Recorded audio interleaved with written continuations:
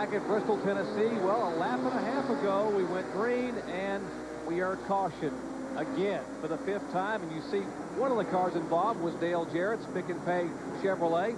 Carl Simmons going to need some Ben Gay on that right arm tonight, waving the caution flag so much. And Ned, unfortunately, here's what happened a minute ago involving Dale. Yeah, Chuck Bowen and the car number 72 got together coming off of turn 4, and Bowen just simply couldn't get it gathered back in. They touched again. Jarrett came off of the turn there, had nowhere to go, and he ran into them. Shauna Robinson spins down on the inside as well. So about 4 cars involved, bringing out the 5th caution flag here on lap 98. And Steve Grissom managed somehow to miss that fray down in turn 1. So we talked about how this track could certainly unravel a points battle. The young man from Gadsden, Alabama, holding on. Here's a young man who hopes that maybe tomorrow night his luck will be a little bit better in the Winston Cup event. You see the shoe city from Chevrolet as Dale Jarrett. A lot of damage there. And Chuck Bowen back in. Benny Parsons. Yeah, they're looking at the right rear. Uh-oh, now he's trying to run over the air hose. He's prevented from doing that. Now he gets the car going again. They kind of assess the damage. I expect they'll bring him back in and try to fix whatever's wrong with it the next lap. Yeah, he does definitely have some damage to the right rear quarter panel of his Pontiac. The rest of the car looks okay. But here it is again. As they come off of turn 4, you can see the red car of the 72 car touch the 63 car, Chuck Bowen, and they just simply can't get them gathered back in. Jarrett runs into the car 72, but look at Steve Grissom in the car 31. He slows down, finds him a hole, going very slowly. He said, okay, I believe we'll just go up on the outside here. Makes it right through there. Tell you what, heads up driving. That's the kind of move that can win you a championship. Yep. And here is Chuck Bowen, the 1990 Busch Series champion, back on pit road once again. Jeff Hensley's seen whip that air hose across the front of the Nescafe Pontiac. They're going to work on the right side, take those right side tires off. Chuck sitting very patiently in the car. A victim of circumstances here in this 5th caution flag. We have not even run 100 laps yet, and we have already had 5 different caution flags. We told you action was fast and furious and exciting. Well, 250 laps tonight, but tomorrow night, the 33rd annual Budweiser 500 coming you right here from Bristol, Tennessee, live flag-to-flag coverage, 7:30 p.m. Eastern Time. Bob Jenkins and all the crew will be on hand to see if possibly Mark Martin can continue that string. Watkins Glen and Michigan. Tomorrow night, 7:30 p.m., 500 laps. What a barn burner that should be. Getting ready for a restart here, Jerry. We have 2 rookies in the top 5 here. Tim Fiedel running in 2nd place, and the car number 25 is Hermie Sadler. He's running in the 5th place. So those rookies having a good night here so far. Ford's running 1st and 2nd as we get set for the green flag. Tommy Houston, the veteran competitor from Hickory, North Carolina, making his 349th consecutive Busch Series start tonight. What a job he did at New Hampshire last week. He led up there, got him a top 5 finish.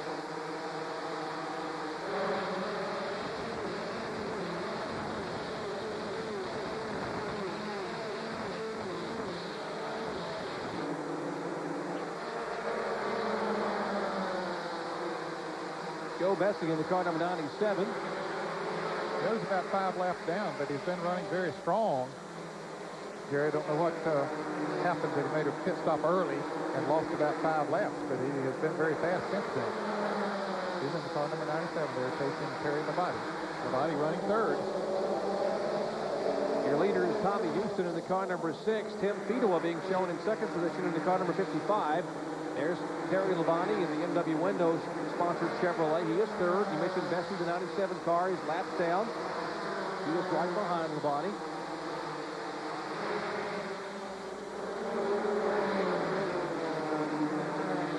Dale Jarrett has parked his car. He went into pits on the backstretch, and apparently too much damage to the Sioux City Chevrolet, so he's parked it. Be ready to go tomorrow night.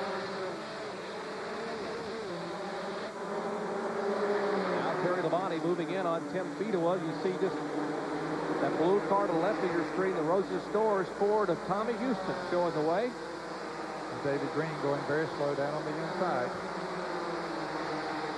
We mentioned earlier that Tommy Houston was very fast in practice this afternoon. Haven't seen a great deal of him here tonight, but he's been right there in the top 10, and now has the opportunity to be up front and showing how strong that Ford is.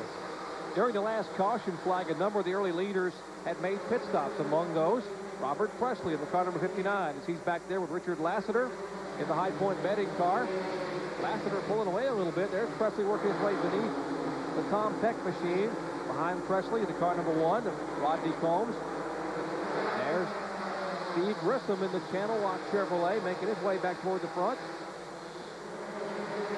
And Chuck Bowden coming on up through there as well. So those cars not damaged too much, but here's some damage. Out of turn 2. Whoa, one car spins. That was Chad Little. And what a nice job Joe Nemechek did to avoid Chad Little's car, who spun back up across the racetrack. Chad Little, the car number 23. His car looped in turn 2. Take a look again at what happened here as the field heads down into turns 1 and 2. Terry Labonte moves up and lets the car number 97 go by, and Rick Wilson tries to dive in the hole, spins Labonte around.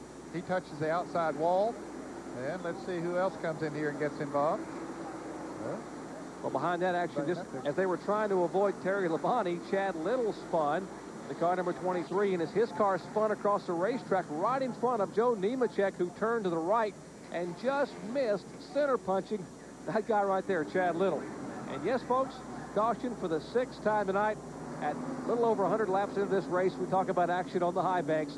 We have certainly have it here at Bristol, Tennessee. We are told that NASCAR is going to have a little discussion with the car number 75. That's Rick Wilson, who's driving the Charlie Henderson Food Country machine, and we are told that that car may head for the penalty box. Well, Jerry was already 4 laps down, and we'll watch it again. You see Labonte lets the 97 car go, then tries to get back down on the inside. Wilson had tried to cover that spot and just went in there, and Labonte, who was running in 3rd place, had spun around. We'll check on that from NASCAR headquarters and see what the thoughts are there about happy birthday. Well, my goodness, look at that. Oh, my goodness. Oh, thank you very much, folks, for telling folks the old man. Back to Bristol after this.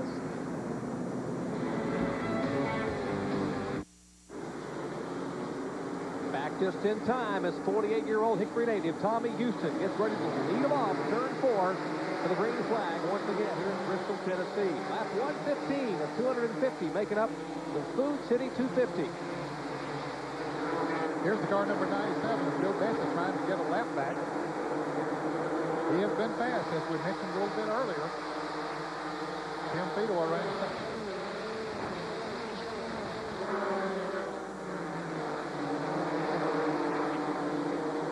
Tommy Houston coming off the heels of a good run at New Hampshire, finishing 5th up there, having led laps, had a shot at winning it. Couldn't quite hold on to the lead. Here as we approach the halfway point of this race, more than half the field are still in the lead lap. There are 18 cars of the 34 starters still in the lead lap. A couple of rookie drivers showing that this series has a lot of talent in it.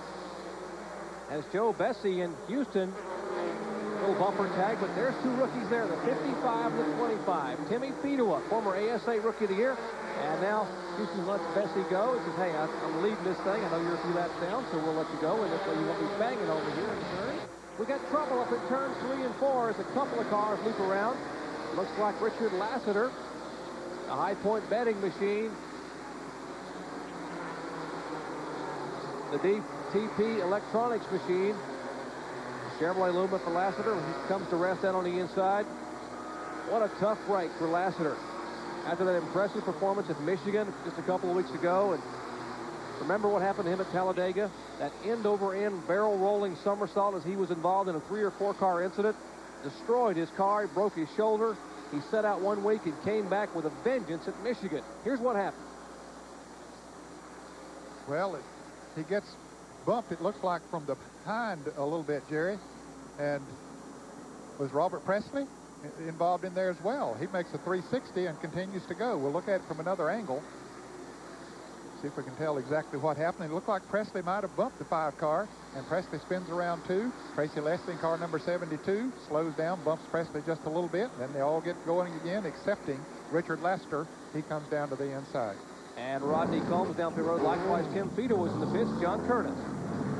Tim Fiedel has been in for right side tires only. They also had to pull some sheet metal away from the tire. Doug Taylor wanted to make a chassis adjustment on the left rear, but as soon as they dropped the jack, Fiedel headed down pit road before Doug could get the wrench down the hole on that left rear to make the chassis adjustment. And let's check in the pits with Benny Parsons. I'll tell you what, we got a lot of damage down here. You can see them working on the left front of the 63 car. It's knocked back on the tire almost. They're checking to see how the tire clearance is. And right behind them, the 59 car, Robert Presley, who just a little bit ago was leading the race, also some heavy damage in the front of his car. They've raised the hood. It looks like there may be a broken radiator. I see water coming out from underneath the car, and he is going to lap down. Presley is going to lap down. So that water I see, I thought maybe came off pit road. Evidently, it is a broken radiator. And Benny and John, we told you, the folks at the top of the show, this track could really unravel a points battle, and your hopes for a championship could go away in a split second. Look again. Here's what happened in turn 3. Well, you can see the 59 car tapped the car number 5, and then the 59 got hit by Rodney Combs into car number 1 from behind, spinning him around, and apparently doing that damage that Benny was talking about. Well, we mentioned David Green has been behind the wall, and they've been working on that car, and you see the hammering and beating and hanging going on down there on the Nescafe Pontiac of Chuck Bound. They're trying to beat their way back into the points battle. Let's check in with John Curtis. John? David Green has tried to make it back into the race, guys, but after a lot of work, they cut a lot of sheet metal away. They're back on the backstretch side. They went out, ran a few laps, had an overheating problem. They came into the pits. They dumped bucket, gallon after gallon after gallon of water into the radiator. It kept spitting it right back out. And now they have taken the car around to the backstretch pits once again to try and work on it, get the problem fixed, and maybe get out and run some laps. We're not even at the halfway point. And Tim Fiedel, who had pitted earlier, has now come into the pits. He is taking on left side tires, and they will finally make that chassis adjustment. Well, the 2nd, 3rd, 5th, and 7th place cars in the point standings have had troubles as we are still just prior to the halfway point here at Bristol, Tennessee. Back with more after this.